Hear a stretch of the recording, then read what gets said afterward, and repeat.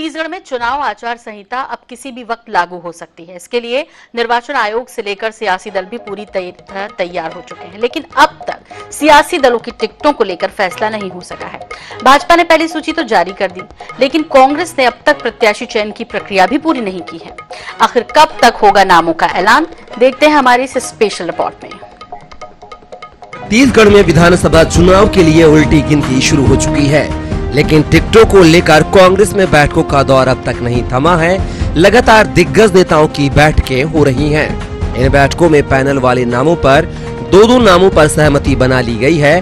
वहीं 65 से अधिक सीटों पर सिंगल नाम भी तय कर लिए गए हैं। अब 10 अक्टूबर को सीईसी की संभावित बैठक में इन नामों पर मुहर लगने की बात कही जा रही है। छत्तीसगढ़ से सीईसी की बैठक में मुख्यमंत्री भूपेश बघेल, उप मुख्यमंत्री टीएस सिंहदेव, पीसीसी प्रभारी कुमारी शैलजा और प्रदेश अध्यक्ष दीपक वैद्य शामिल होंगे।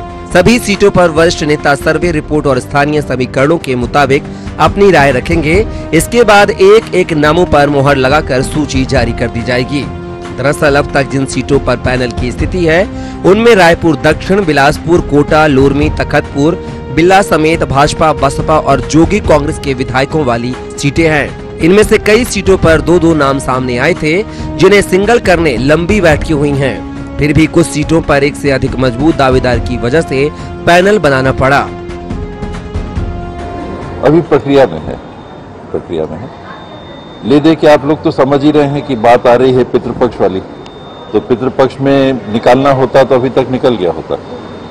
क्योंकि पितृपक्ष है तो कोई बहुत जल्दबाजी कोई नहीं कर रहा है, क्योंकि कुछ लोग हैं जिनकी संवेदना इस बाबत रहती है कि इन रीति नीतियों का भी पूरी तरह से पालन किया जाए।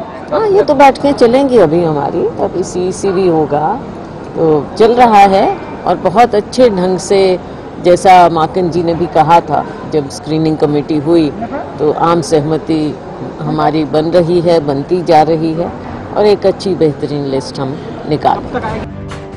कांग्रेस की टिकट को लेकर लेट लतीफी की वजह से दावेदारों में बेचैनी बढ़ती जा रही है। ऐसे में अब संकेत है कि नवरात्रि की शुरुआत के साथ ही दावेदारों का इंतजार खत्म हो सकता है। कांग्रेस की पहली सूची नवरात्रि में आ सकती है, जिसमें 40 से 45 नाम शामिल हो सकते हैं। रायपुर से INS 24/7 के लिए गौरव शर्मा की रिपोर्ट।